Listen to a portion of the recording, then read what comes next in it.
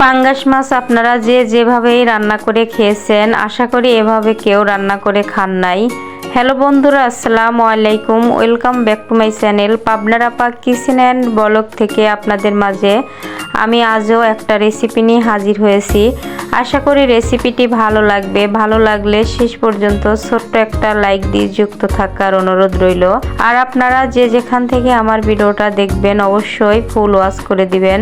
আর যদি ভিডিওটা আপনাদের কাছে এতটুকু ভালো লাগে ভাই বোনেরা, লাইক কমেন্ট শেয়ার করবেন আর একটা সাবস্ক্রাইব করে পাশে থাকবেন। পাশে থাকা বেল আইকনটি অন করে রাখবেন, যখনই নিত্য নতুন রেসিপি আপলোড করব আপনাদের কাছে নোটিফিকেশন আগে পৌঁছাবে। তবে চলুন শুরু করি। এখানে আমি পাঙ্গাস মাছ নিয়েছি ছোট সাইজের একটা, আর পরিষ্কার করে ধুয়ে পানিটা ঝরিয়ে নিয়েছি, দেখতেই পাচ্ছেন। এখন আমি এই মাছটা সুন্দর করে মেখে রেখে দেব। আর মাখানোটা অবশ্যই আপনারা ফলো করবেন, যেভাবে করে আমি পাঙ্গাস মাছ মাখিয়ে ভেজে নেব। আপনারা হয়তোবা কোনোদিন এভাবে করে ভাজেন নাই। পরিমাণ মতো লবণ দিয়ে দিলাম। এখানে আমি পরিমাণ মতো দিয়ে দিলাম হলুদের গুঁড়া, দিয়ে দিলাম পরিমাণ মতো এখানে মরিচের গুঁড়া। এখন আমি এখানে পরিমাণ মতো দিয়ে দিলাম ময়দা, দিয়ে দিলাম পরিমাণ মতো বেসন। আর এভাবে বেসন ময়দা দিয়ে মাছ ভাজলে কিন্তু মাশাআল্লাহ ভালো হয়। এখন দিয়ে দিলাম পরিমাণ মতো সয়াবিন তেল। আর এভাবে মাছ ভাজলে একটা জিনিস হবে, সে মাছটা কিন্তু ভাজার সময় হাতে মুখে তেল ছিটবে না, আবার কিন্তু মাছ ভাজলে ভেঙে যাবে না, আর মাছটা কিন্তু খেতেও অসাধারণ লাগবে। এখন দেখতে পাচ্ছেন সময় নিয়ে হাত দিয়ে আমি মেখে নিলাম। এ পর্যায়ে মাছটা আমি রেখে দেব। এখন আমি আপনাদেরকে দেখাচ্ছি মাছটা রান্না করার জন্য কি কি নিয়েছি। এখানে আমি পটল নিয়েছি, আর নিয়েছি আলু কেটে নিয়েছি, আর আমি টমেটো নিয়েছি। আর পটলটা দেখতে পাচ্ছেন সুন্দর করে কিন্তু কেটে নিয়েছি, আর আপনাদের মতো আপনারা কেটে নিতে পারেন। আর নতুন পটল দিয়ে কিন্তু রান্নাটা অসাধারণ লাগে। এখানে আমি পেঁয়াজ কুচি মরিচ কুচি নিয়েছি, এটা আমি বেটে দেই নাই, আপনারা বেটে দিতে পারেন এগুলো। এখন আমি একটা মশলা বানিয়ে নেব, এটা আপনারা অবশ্যই ফলো করবেন। মশলা বানানোর জন্য আদা, গরম মশলা, কাঁচামরিচ, পেঁয়াজ রসুন নিয়েছি।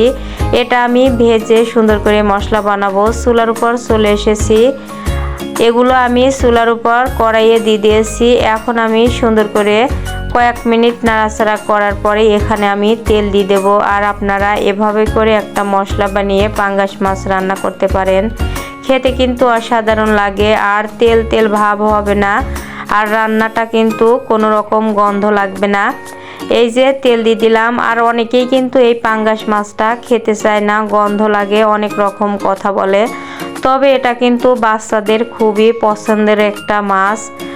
আবার আমরা মেয়ে মানুষরা কিন্তু অনেকেই এই পাঙ্গাস মাছের ভক্ত।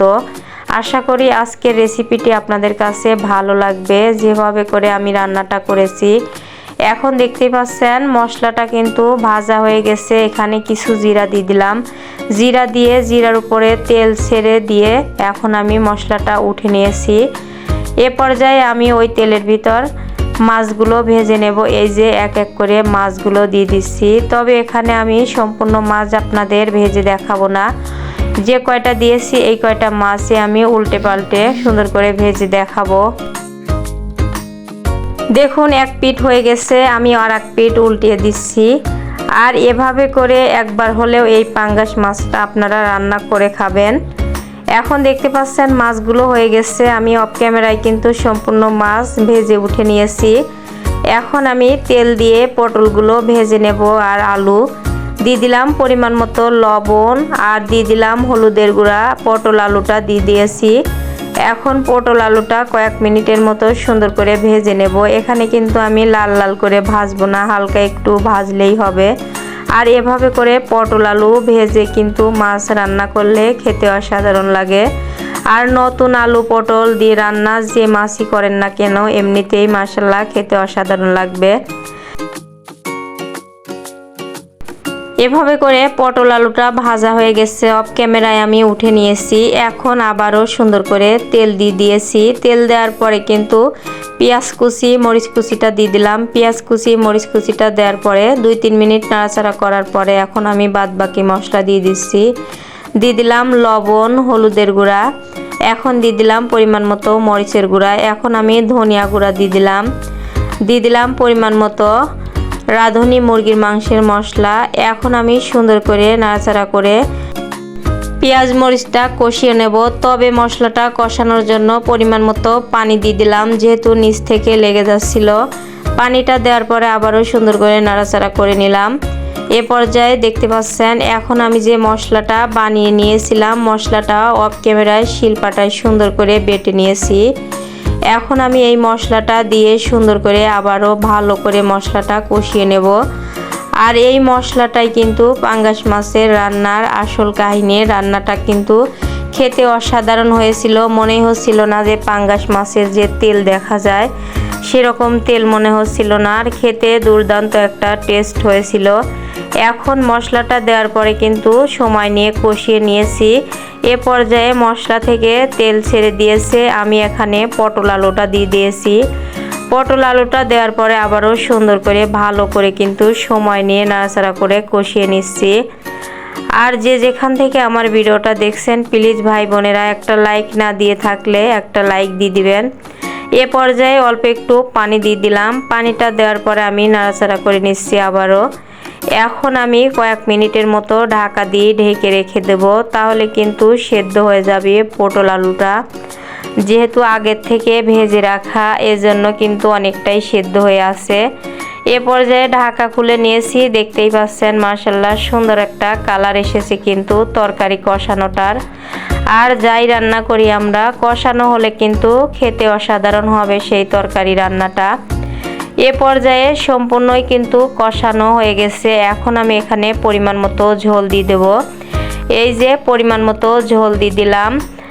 আর এই পাঙ্গাস মাছ রান্নাটা কিন্তু লোভনীয় হয়েছিল মাশাআল্লাহ খেতে। ঝোলটা দেওয়ার পরে আমি আবারও সুন্দর করে নাড়াচাড়া করে নিচ্ছি। এখন বলক উঠিয়ে নেব। এই যে বলকও উঠে গেছে, বলক উঠানোর পরেই কিন্তু আমি ভেজে রাখা মাছগুলো এর ভিতর দিয়ে দেব। এখন দেখতেই পাচ্ছেন মাছগুলো দিয়ে দিচ্ছি। আর এই যে মাছগুলো আপনাদের শেষে দেখানো হয় নাই ভাজা কীরকম হয়েছিল। আর দেখতেই পাচ্ছেন মাছগুলো ভাজা কিন্তু মাশাআল্লাহ খুবই সুন্দর হয়েছিল, ভাঙে নাই কোনো রকম।